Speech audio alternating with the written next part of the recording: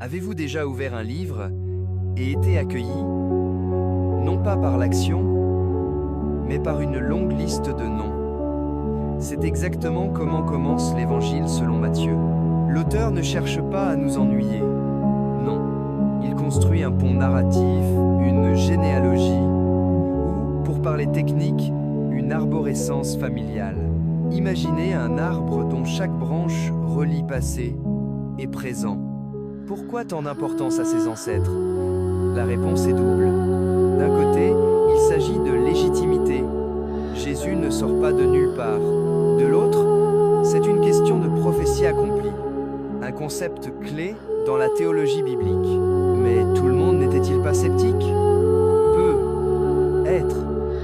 C'est pourquoi Matthieu inscrit Jésus dans la lignée de deux figures majeures, Abraham et David.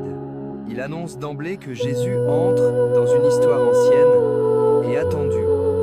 Alors la prochaine fois que vous voyez une liste de noms, demandez-vous, que cache ce fil invisible qui relie les générations? Chez Matthieu, c'est rien de moins qu'une promesse en train de s'accomplir. Vous avez remarqué? Cette généalogie n'est pas une simple suite d'hommes illustres. On y trouve aussi des femmes, Tamar, Rahab, Ruth et même la femme d'Uri.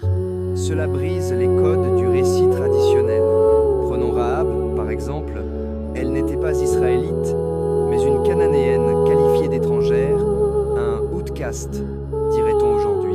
Ce choix, c'est déjà un message d'inclusion et de diversité avant l'heure. Mais pourquoi insister sur ces femmes, souvent associées à des histoires compliquées? Me demanderez-vous. Eh bien, Matthieu veut montrer que la trajectoire du Messie n'est jamais celle d'une perfection lisse. Dans le monde des récits bibliques, ces noms sont comme des variables aléatoires dans une équation. Chacun d'eux introduit une rupture, un défi, voire un scandale. Mais au bout du compte, c'est la cohérence qui triomphe. Ainsi, la généalogie de Jésus devient le miroir d'une humanité complexe. Un puzzle où chaque pièce, même la plus inattendue, a sa place essentielle. Vous vous demandez sûrement, pourquoi Matthieu insiste-t-il autant sur les groupes de 14 générations? C'est là que la structure du texte devient un véritable algorithme narratif. Il y a 3 cycles parfaits de 14 générations. D'Abraham à David, de David à la déportation à Babylone, puis de la déportation jusqu'au Christ. Cette division n'est pas fortuite. Elle évoque une harmonie, une intention cachée. Est-ce simplement une coïncidence? Je vous entends déjà poser la question. Non, c'est une construction symbolique, comme un motif fractal qui se répète pour souligner le plan divin. Chaque cycle représente une phase de gloire, de chute, puis de relèvement. Babylone, par exemple, marque un point bas, un crash system, avant le redémarrage vers l'espérance. En résumé, Matthieu veut nous faire comprendre que l'histoire n'est pas chaotique. Elle suit une logique, une séquence, presque comme le code d'un programme informatique, dont le résultat final est la venue du Christ. Passons à la scène suivante. La naissance de Jésus. Ici, tout bascule. Marie, fiancée à Joseph, se retrouve enceinte, non pas de façon ordinaire, mais par l'action du Saint-Esprit. Un concept qui défie la biologie classique.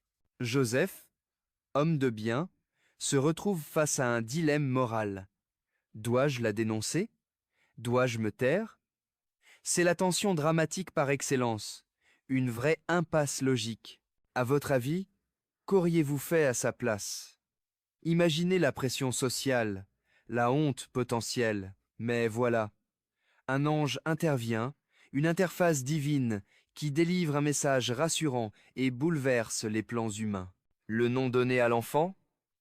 Jésus, qui signifie Dieu sauve, mais aussi Emmanuel, Dieu avec nous, clin d'œil direct à la prophétie d'Ésaïe. Dans cette annonce, la tradition et la nouveauté s'imbriquent parfaitement. Ce récit n'est pas seulement extraordinaire, il pose une question fondamentale. Et si parfois la solution la plus improbable était justement celle qui change l'histoire? Pour finir, zoomons sur la réaction de Joseph. Il aurait pu refuser, mais il choisit d'obéir, d'avancer dans l'inconnu. Cette attitude, c'est ce qu'on appelle en théologie la foi active. Une décision qui transforme l'avenir. Vous vous dites peut être, mais comment savoir si on fait le bon choix, surtout quand tout le monde doute? La réponse de Matthieu, c'est que l'obéissance, même dans l'incertitude, peut ouvrir la porte à l'extraordinaire.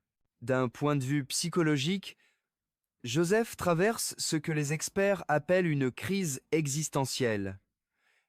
Mais il ressort grandi parce qu'il s'aligne sur une vocation plus grande que lui. Ce récit s'adresse à chacun de nous. Les grandes transformations ne viennent-elles pas quand on ose sortir de sa zone de confort? Alors, la prochaine fois que vous êtes face à l'inconnu, rappelez-vous, parfois, il suffit d'un pas de confiance pour que l'histoire prenne un tournant inattendu.